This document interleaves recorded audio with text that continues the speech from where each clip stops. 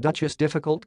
She's supposedly banned Harry from a traditional Boxing Day shoot, staff are quitting, and now it's claimed courtiers made her take this starry photo offline. Richard K. asks if Meghan is too rebellious or just proud to be different.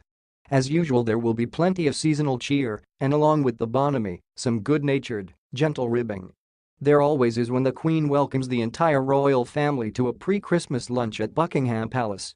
But for the first time in recent years, this week's gathering is being held against an uneasy backdrop of reported rifts and family splits.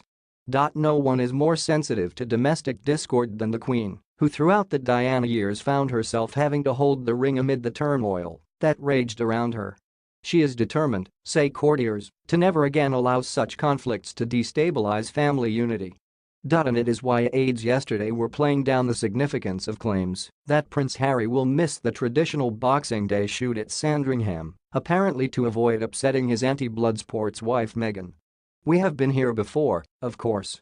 Last year Harry also missed the pheasant shoot, but then he and Meghan were not yet married, and his decision seemed loving and considerate.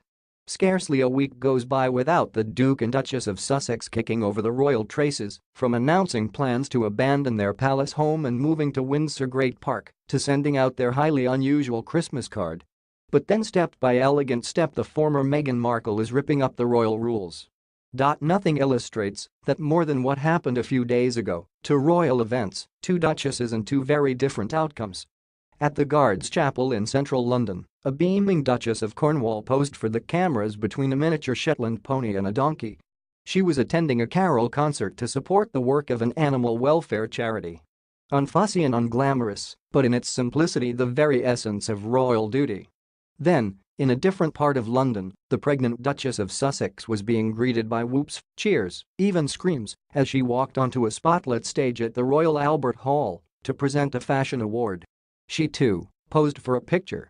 And in her daring Givenchy gown, exposing one bare shoulder and cradling her baby bump with black painted fingernails, what a picture it was. Hers was a photo booth-style image taken backstage alongside Claire Waitkeller, her wedding dress designer, and actress Rosamund Pike. This picture of a radiant Duchess oozed glamour and was as far removed from the down-to-earth shot of her stepmother-in-law Camilla as could be possible. What's more, the nature of traditional and mundane official visits by other members of the royal family in recent days underscores how flashy Meghan's seemed to be in comparison. Princess Anne visited the International Maritime Organization's Safety Committee. The Queen was hosted by a 600-year-old association of barristers. Prince Andrew addressed a meeting of young entrepreneurs, and the Countess of Wessex attended the Truro Christmas Prime Stock and Produce show. Of course, the royals have always embraced the ritz and glitz of fashion. One has only to think of those countless pictures of the late Princess Diana. But what is so curious about the arty black and white picture of Meghan is that no sooner was it posted on the British Fashion Council's Instagram account than it was abruptly deleted. Some at the palace were not impressed by her posing for such an image. There was something ostentatious in the way she posed holding her bump, plus she was wearing dark nail varnish that the Queen hates, says a source. It wouldn't be surprising if, aware of that, the Duchess herself asked for it to be taken down. In its place was posted a more conventional shot of the Duchess addressing the gathering from the stage. Significantly, it was identical to the shot posted on the official Kensington Palace Twitter feed recording the visit. An experienced hand at Hollywood, Meghan is a complete novice at the much more complicated business of British royal family public relations. Coming at a time when rumors have surfaced that all is not well between Meghan and her sister-in-law and Kensington Palace neighbor the Duchess of Cambridge, together with reports of tensions with staff, the removal of the Fashion Awards picture has stoked up suggestions that these are unsettling times for the former actress. But then no one said marrying into the royal family was easy. Diana was too young. The former Sarah Ferguson too headstrong, and even Kate found the transition from middle-class girl to princess tricky. Kate, however, met the challenge by getting help. In the early days, the worldly Camilla took her under her wing, and Kate, of course, throughout, had the sensible and practical support of her family, especially her mother Carol Middleton. Kate's introduction to full-time royal life was gradual, cautious even, and to start with mostly as a support act to Prince William.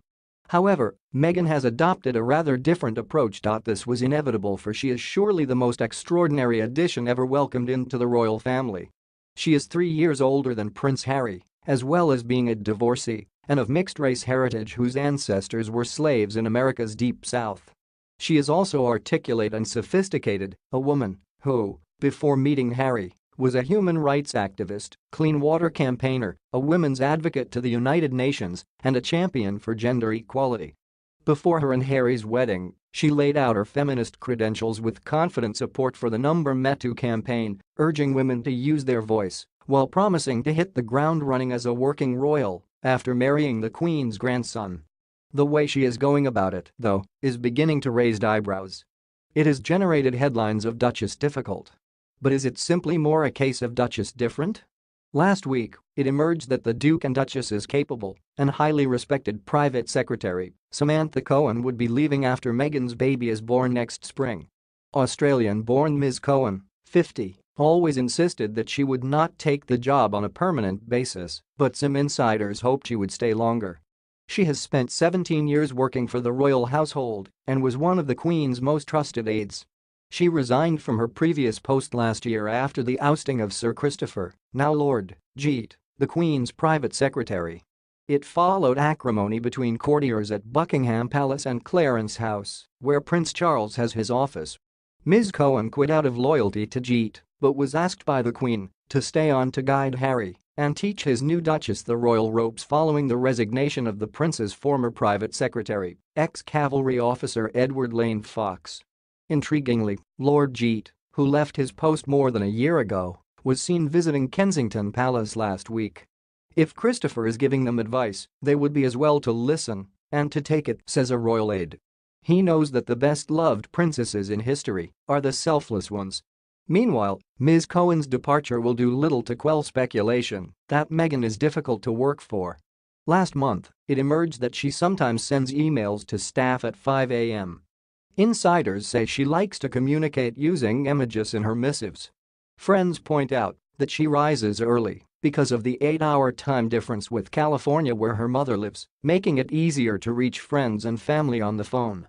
They also suggest that rising early might be connected to her pregnancy. Inside Buckingham Palace, waspish below-stairs staff jokingly refer to Meghan and Harry as Monica and Chandler after two of the characters in the long-running American sitcom Friends. In the series, control freak Monica is played by Courtney Cox and amiable but weak Chandler by Matthew Perry. A typical Monica quote was, "Remember, if I am harsh with you, it's only because you're doing it wrong." But while the nicknames are affectionate, questions are being asked in palace circles about Meghan's unconventional approach, making private visits and carrying out engagements under the radar. In recent days, she watched Michelle Obama, the former U.S. First Lady, address 2,700 people at a sold-out South Bank Centre in London, and then spent time with her alone later and had an unannounced meeting with academics. Then there was her surprising appearance at the British Fashion Awards. It is possible that security concerns may be behind some of the decisions to go privately, or, again, her pregnancy may be an issue. Not scheduling these engagements means that if she didn't feel like going, no one would be any the wiser, plus also it means she has spared the attention of the paparazzi, says a courtier. Adjusting to her new life has been harder by her fractured relationship with her unconventional father, Thomas Markle, and other embittered relatives. Her father's latest salvo included the claim that at her first wedding to Hollywood producer Trevor Engelson, guests were provided with party bags of cannabis. Gossiping about the use of Class B drugs at Prince Harry's wife's first wedding on a beach in Jamaica is hardly likely to endear him to his daughter or to the royal family. Mr. Markle also unnecessarily said he was dreading his first Christmas without contact from his daughter after the rift opened up before May's wedding, when he was exposed staging photographs. "I have been frozen out, and I can't stay silent," he said. Alas, every time he speaks out the deeper the rift becomes. It may be that her unborn baby represents the last best hope of this desperately unhappy family split being resolved.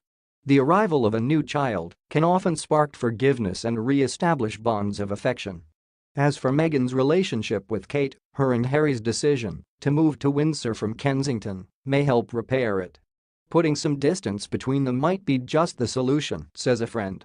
Both couples will be under the Queen's roof at Sandringham for Christmas.